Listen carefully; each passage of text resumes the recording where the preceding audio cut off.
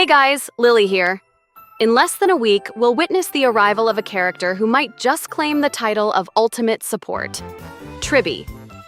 She's the second Quantum Harmony character after Sparkle and the first Harmony unit with HP as her main stat, giving her better survivability than most Harmonies. As the Ultimate Support, Tribbie is both versatile and powerful in her own right. She provides a rare buff that synergizes with a wide range of DPS characters, whether in a single DPS or dual DPS comp. When I say rare, I mean very rare. We've seen plenty of supports offering attack buff, crit damage, and damage multipliers, right? I believe Defense Shred has pretty much reached its cap too these days. But Tribbie? She's bringing something we haven't seen for a while. Her skill grants all allies 24% all-type resistance penetration, while her ultimate increases enemy damage taken by 30%. Vulnerability is rather common. We have Jiaoqiu, Luca, Gwynaifen, and Black Swan, to name a few, and maybe some more which I don't remember. But party-wide all-type resistance penetration? As far as I remember, only Ruin Mei has it outside of eidolons. Even the mighty Robin requires E1 for a similar effect, and she's considered one of the best, if not the best, supports right now. Tribbie will be the second character to provide this buff in her base kit, making her insanely valuable. A similar buff will dilute each other. For example, two buffs that increase damage by 50% when simultaneously active result in 200% damage, whereas two different buffs, such as 50% damage increase and 50% vulnerability when simultaneously active, result in 225% damage. Attack boost and damage boost are easily diluted, as many support characters, or even DPS themselves, can provide such effects. Resistance penetration, on the other hand, doesn't suffer from this issue for now. Moving on to her gameplay, Tribbie is incredibly straightforward. Aside from granting resistance penetration and vulnerability, she actively contributes to the team's damage. In fact, you could argue that her main role is actually sub-DPS. How? So after using Ultimate, she activates a zone that lasts for 2 turns. When this zone is active, for every 1 target hit by allies' attacks, she deals 1 instance of quantum damage to the target with the highest HP among the hit targets. This is similar to Robin's Concerto damage, but without the RNG. When you hit enemies with an AoE or blast attack during the Concerto duration, it will hit the enemies randomly, right?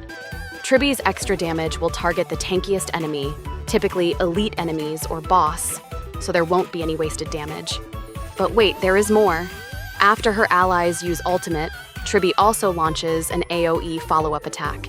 It can only be triggered 1 time per character, but the counter resets when Tribbie uses her Ultimate, so she has 2 ways of dealing damage.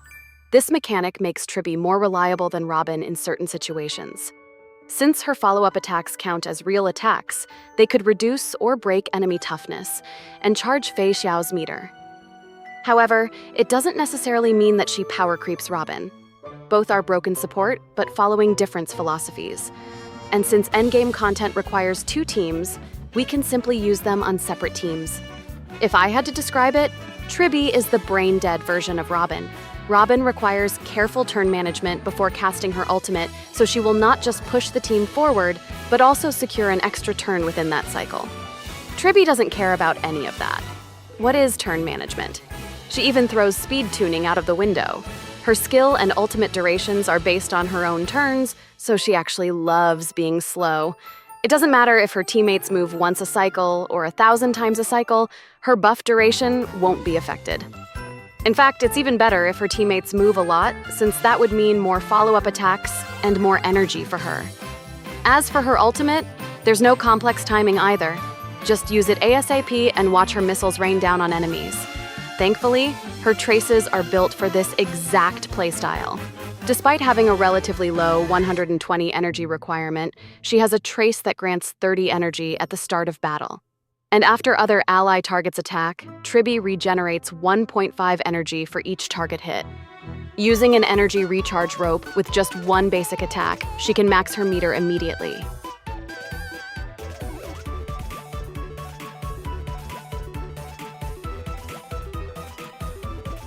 Speaking of rope, let's talk about her gear.